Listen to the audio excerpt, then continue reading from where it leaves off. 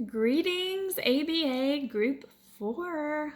I am Amy Penley-Clark, and I am here to discuss Johnston's Chapter 3, Nevermind. So, basically, Johnston's Chapter 3, Nevermind, is all about mentalism. It's all about breaking the habit of mentalistic thinking, of mentalistic dialect, really understanding how we look at things in a mentalistic viewpoint, which is really not completely our fault because that's just the way culture has taught us to think, has taught us to look at things. However, as a professional, as an ABA, we have to change our way of thinking and break that nasty mentalist habit. Honestly, if I would have had this chapter to read, which I did, but I didn't read it before my Module 2 group discussion that we do with our inner teaching assignment, I probably would have done better on it because a lot of my responses, even though they were my opinion, were from a mentalistic point of view. It was a mentalistic way of thinking, specifically question number 3, where it was talking about a girl who texts her ex every time she's out late at night with her friends, and she has no idea why she does that. It's a mentalistic way of thinking. It was a mentalistic way of looking at things, the way that I responded to those questions. So, Johnston dives in to Chapter 3 to help us break that habit, the habit of being a mentalist. Okay, so what is mentalism, you ask? Well, according to Johnston, mentalism is the tendency to look for causes of behavior not in the physical world, but in a mental universe that has no physical dimensions. That is Johnston's definition of mentalism. So, in short, mentalism focuses on mental events. An example of mentalism is believing that because I was thinking about eating some ice cream, I ate ice cream because I wanted to. There's a real problem with that statement because you cannot back it up. There's no way to study that. There's no way to know if that's really why I ate ice cream or not.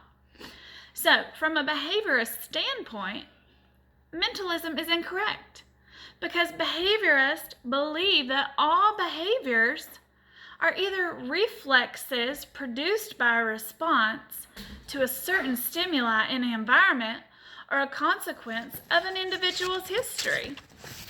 That's the way that we have to train ourselves to believe.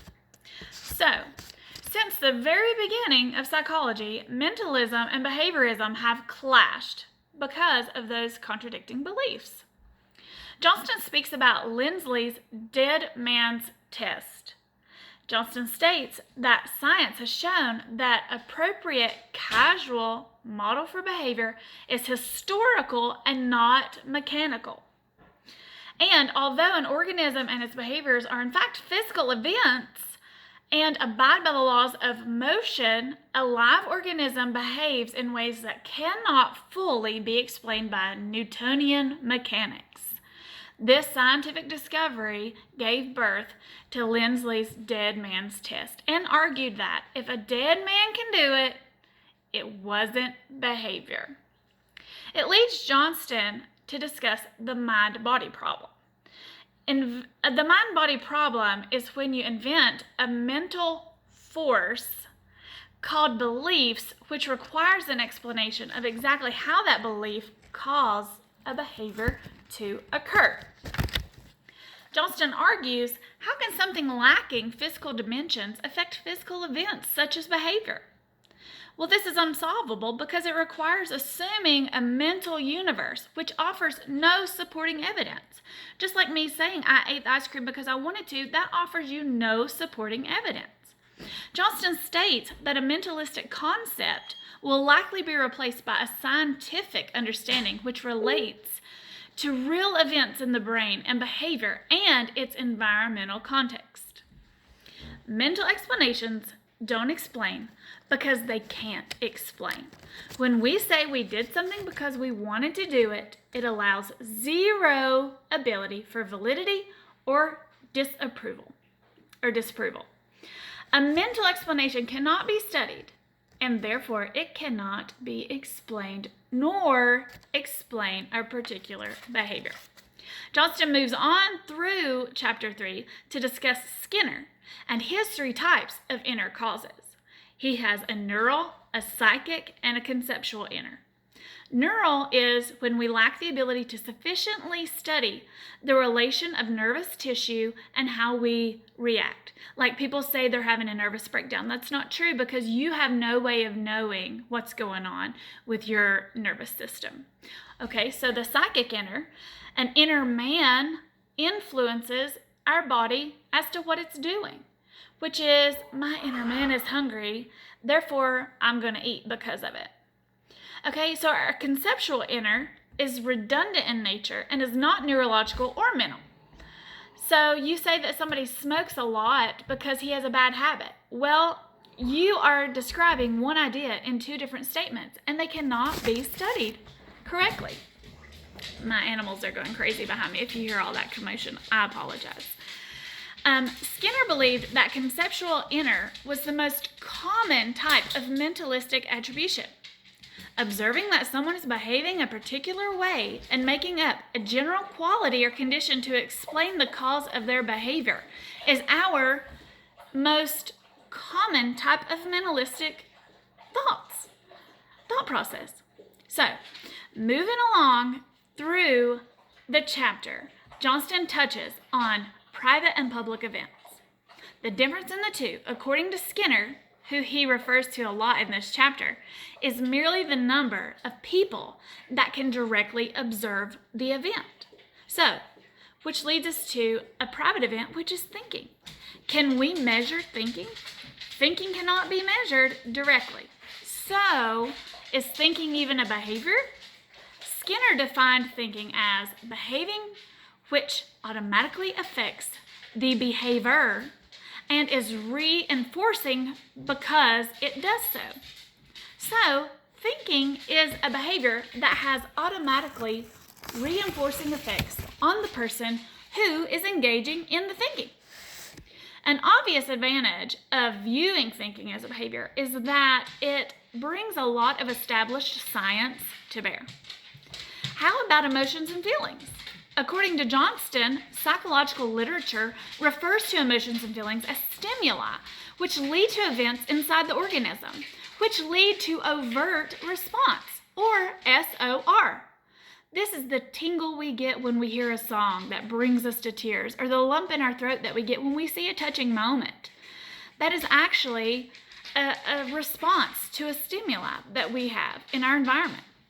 Johnston goes on to discuss emotions and feelings, but ultimately settles on the statement that although our emotional vocabulary is vague and varied, emotions and feelings are based on real, though largely private events, and it is important for all behavior analysts to acknowledge their role in human behavior.